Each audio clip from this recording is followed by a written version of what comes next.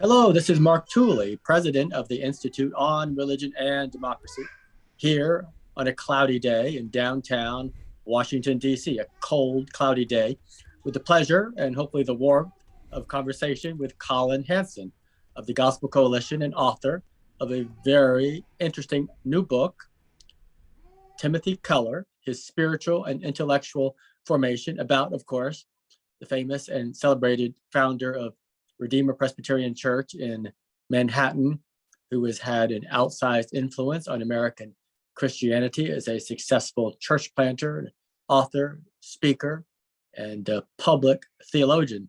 So, Collin Hansen, tell us about this book.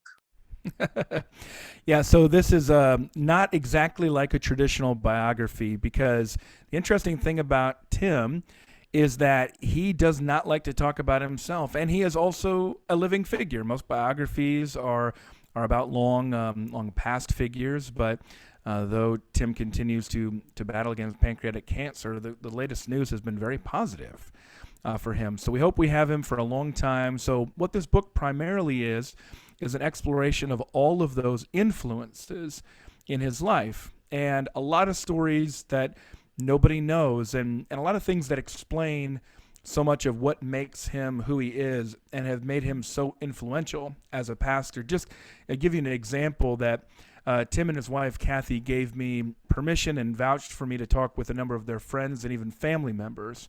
So I was able to talk to Tim's sister. And I got a lot of perspective on the kind of theological life growing up.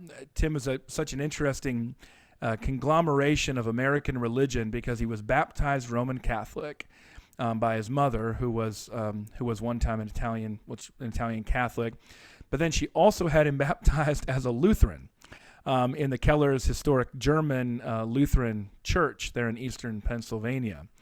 But then he was confirmed Lutheran as well. But then he went on, and his mother shifted away from the Lutheran Church in part over dissatisfaction about liberal political activism as well as theology. This was the 1960s, and then they had a new Lutheran pastor come in from Gettysburg Seminary, and then they shifted over then to the Evangelical Congregational Church, more of a holiness type tradition, and that's where he finished off high school. Of course, he goes off, becomes a Christian through InterVarsity, and becomes a Presbyterian minister in this brand new denomination, the PCA. So I'm trying to tell the story of mid-century to late 20th into the early 21st century of evangelical religion through Tim Keller's experiences, which have covered a lot of that ground. So it's kind of a unique approach, not exactly a traditional biography, but you do get a lot of the story of his life. So, explain a little bit for those who may not know why Tim Keller is so important, having first Um, pastored, I guess, medium-sized church in Petersburg, Virginia, and then founding Redeemer Church in New York um, City 30 years yeah, ago, which has been extremely successful and a model for dozens, if not hundreds, of other churches, as well as selling or writing best-selling books. yeah, So, perhaps he's one of the most important Protestant yeah. thinkers in America today. Yeah, absolutely. Today and for the last couple decades, no doubt. So, um, part of what I'm trying to do with the book is to set that context because a lot of people don't know, Mark, that New York City was a very different place than it is today, or at least that it has been in the last 20 years back in the 1980s. So I talk a lot about things like the bonfire of the vanities, the rise of Wall Street and different kinds of trading and whatnot, and the yuppie revolution in New York. So there were very few evangelical congregations in Manhattan back in the 1980s compared to today. And a lot of that stems directly from Tim Keller's ministry through Redeemer Presbyterian Church. But not only that, through Redeemer Presbyterian Church was launched Redeemer City to City, a global church planting network in the largest cities. And so I mentioned in the book that when the New York Times publishes an obituary of Tim Keller, the lead essentially is that he's more responsible than anyone else for engaging evangelicals in urban ministry. And you've been doing ministry long enough, Mark, to know what that looked like in places like New York or Washington, D.C., and other places in the 1980s versus today. And when you throw on top of that the fact that he is one of the most high-profile evangelical authors, read by people of all kinds of different denominations. He's one of the few evangelical figures today who really transcends a lot of our differences, theologically and otherwise. And then you look at other things that he's done, like, for example, co-founding the Gospel Coalition, where I've been employed since 2010, which has become one of the largest Christian websites in the world. And I mean, you can see a lot of different things that he's done both directly and indirectly, and has been just a major figure in, I would say, the rise of Reformed theology, especially among young people in the last couple generations. Well, you're right. So even here in Washington, D.C., I grew up in this area, and 25 years ago, almost no evangelical churches in the city itself. Now there are dozens, most of them Right. disproportionately very young. Grace, D.C. is a PCA Right. congregation. Mhm. I'm sure was very much Very connected. inspired by Mhm. Tim Keller. So, and I would say almost all of evangelical D.C. is Reformed, and perhaps Tim Keller deserves some of the credit for that influence. So, and the same is true for dozens of cities around America. So, how do you explain the success of his model in terms of these Gen X pastors who planted these churches 20, 25 years ago and appeal to educated young professionals? Well, I think the specific kind of Reformed theology that Tim Keller represents is really Neo-Calvinism. Neo-Calvinism goes back to the late 19th, early 20th century, especially in the Netherlands, associated with figures like Abraham Kuyper and Herman Bavinck. And what you see through those figures in particular is a combination of being modern and orthodox. And it's that combination together that's proved to be so potent, because without orthodoxy, without a connection to the Bible as our ultimate authority, to the historic tradition, certainly of Protestantism, but more broadly the ecumenical councils and going all the way back to the early church. Without that, we are completely unmoored. We are unanchored in a changing time. We've seen that what's happened with theological liberalism. So it's that perspective of being anchored to the biblical witness ultimately. But then second, doing that in a modern way. And so it's bringing that theology to bear on all of life. That's what the Neo-Calvinists did, and that's very much what Tim Keller does. And so when he's talking about these things, I'll give you an example. Early years at Redeemer Presbyterian Church, the most controversial issue was premarital sex or extramarital sex. It wasn't so much homosexuality at the time. It was that it was a complete incomprehension that you would abstain from sex outside of marriage. Well, Tim doesn't accommodate the teaching to be able to allow for that. He challenges that, and he challenges it on the basis of biblical, historical, sexual ethics. But as he does that, he also challenges in some ways the default assumptions about how everybody needs to be married.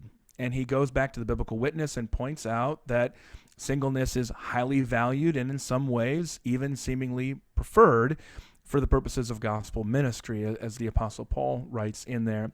So at the same time, he's affirming biblical truth, but he's also pushing back sometimes on cultural accretions that have accumulated over time and assumptions. It's that modern and orthodox that seems to appeal to people of genuine spiritual conversion, but not necessarily in the same way of the church traditions that they would have known, that they may have found perhaps stultifying, especially in cities that many of them have not grown up in, but have moved to away from their homes. And as you note, he has founded and sustained these successful evangelical ministries, remaining theologically orthodox and upholding traditional Christian teaching about moral issues in very socially liberal areas. And Right. presumably there are still many of his church members who don't completely subscribe Right. to his Absolutely. perspective, and yet they still attend and admire him. So how has he successfully managed this balance? That's a great question, Mark. Very perceptive. So one of the things that Tim Keller decided early on was that in these increasingly post-Christian settings, especially in cities, it was very important to emphasize those things that separate Christians from non-Christians as opposed to Christians from other Christians. Now, you might hear that and say, oh, well, that means he doesn't have his own theological tradition. No, I mean, he's very much not Roman Catholic, very much not Eastern Orthodox. He is very much a Reformed Protestant. But it means that most of what he was talking about were those basic Christian doctrines. Yes, with a Protestant emphasis on things like justification by faith alone and the inerrancy of Scripture and the penal substitutionary atonement of Jesus Christ. We could go on and on and on there.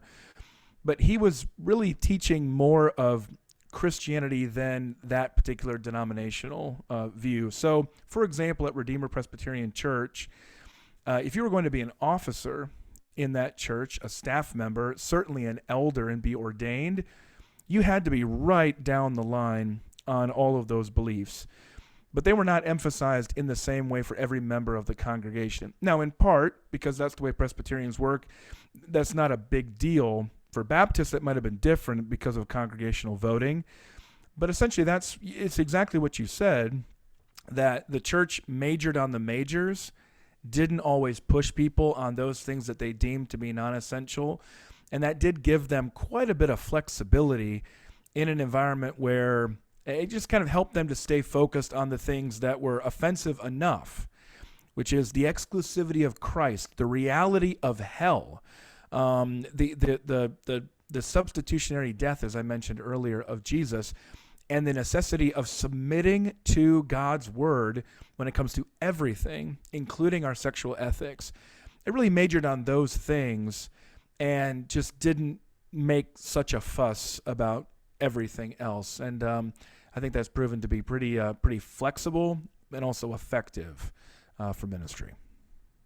Well, as you know, he's had his critics more on the right than on the left, who especially of late have lately for sure. Lately, accused him of being squishy, that in his desire supposedly to be winsome, he has not sufficiently emphasized the distinctions of Christian teaching, and that his model of quote unquote winsomeness may have worked in the 1990s and the early 2000s, but is no longer relevant today in a more polarized culture. So how do you respond to those critics? Well, I think Tim would be the first person to say that not everything he did will translate in the same way going forward. And so there may be some things that he didn't talk about as much that we're going to have to talk about more in the future. It's one thing I talk about a lot, Mark, is the concept of theological triage, the first order, second order, third order kind of issues. What you notice there is that while the first order issues never change, things like the Trinity and Scripture and whatnot, second and third order sometimes do change. Certain issues will come to the fore, and certain other issues are going to diminish. And I think even though Tim faced quite a bit of opposition, certainly in New York, he would be the first to say that the levels of opposition are quite a bit deeper now than he had experienced before. And that's even at a time when Manhattan was nearly 30% no religion when he got there, which is a little bit bigger, a little bit larger than the whole country as a whole right now. So it's interesting that some of the criticism of Tim seems to suppose that he believed in a cultural engagement strategy that was, if we're just nice enough, we're going to get a seat at the tables of power. And even though he was in and is in Manhattan doing that ministry with a lot of powerful people, there was an assumption from the very beginning that this ministry was deeply countercultural in New York. But what Tim always said is that it was a counterculture for the common good. And I think that's what some of the critics miss, and what many people from early Redeemer emphasized to me, which is that, yes, we were a counterculture. We'd pray all night. I remember them telling me about the all-night prayer meetings they had during the first Gulf War in 1991. They expected this to be countercultural. But the things they prayed about were things like crime in the city, and that it would go down.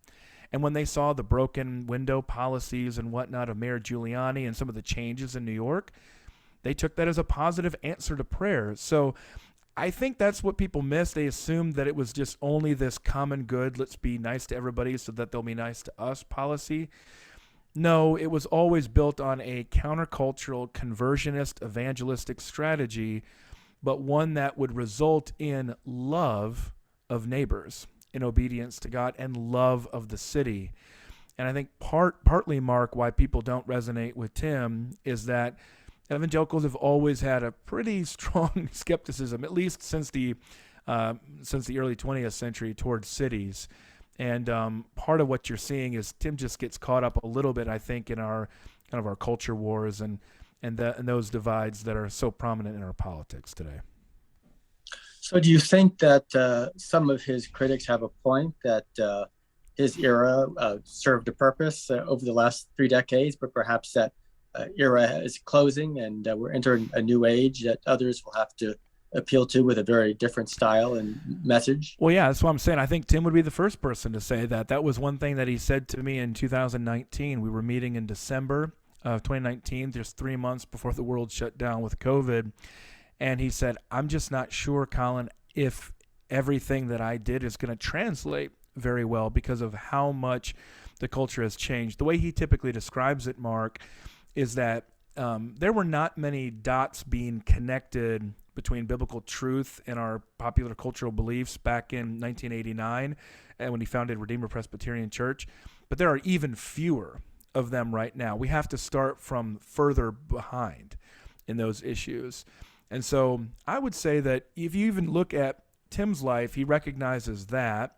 I wish some of the critics were more concerned about those deeper cultural problems than they are with some of the kind of political issues that they discuss so often. But at the same time, another thing that you'll see pretty clearly is that I wouldn't say that race and racism were a major theme of Tim's ministry. Now, he has written on those subjects, but he's written about it more recently.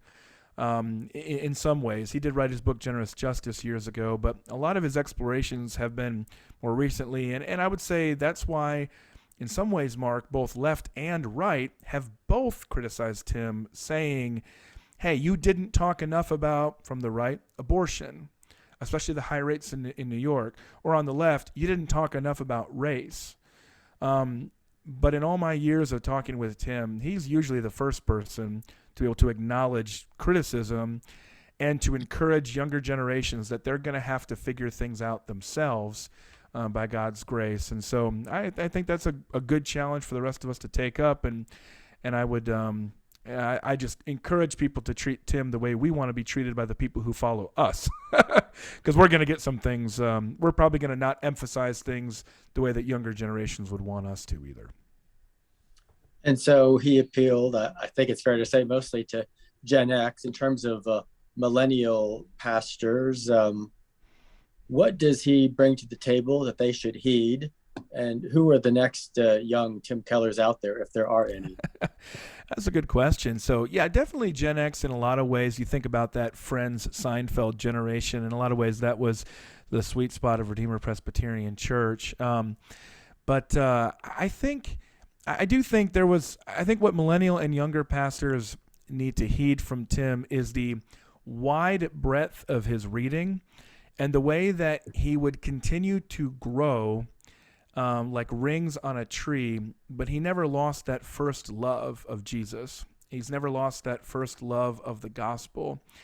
And even while he gets interested in new and exciting things, it doesn't mean that he departs from that. And I think a lot of younger pastors, especially in the internet age, they tend to just get fascinated by new shiny objects and to run after those and new trends, and they tend to change their mind a lot about things. That's another thing about Tim is that most of his theological beliefs were set pretty early, and he's been consistent with those over time. So I would just encourage people to give a lot of thought early on to these things and just not be so swayed by different trends. I think that's concerning, and to do that. And I would say also, if we want to see the next generation of Tim Keller, just consider that when he started, the Presbyterian Church in America was a small, largely regional Southern denomination, which now has a substantial reach across North America, on campuses through Reformed University Fellowship, in church planting all over the North and the South and the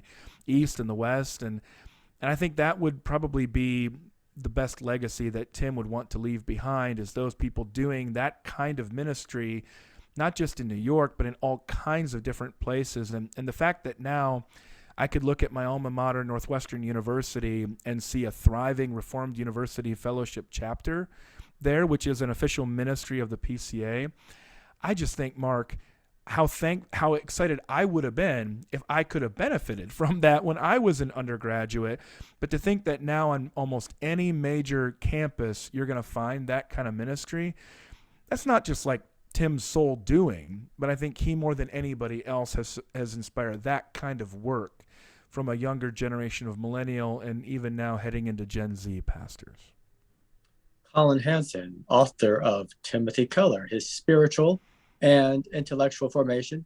Thank you very much for, as an expected, very interesting interview, and encourage all of our listeners to get this book. Thank you, Mark.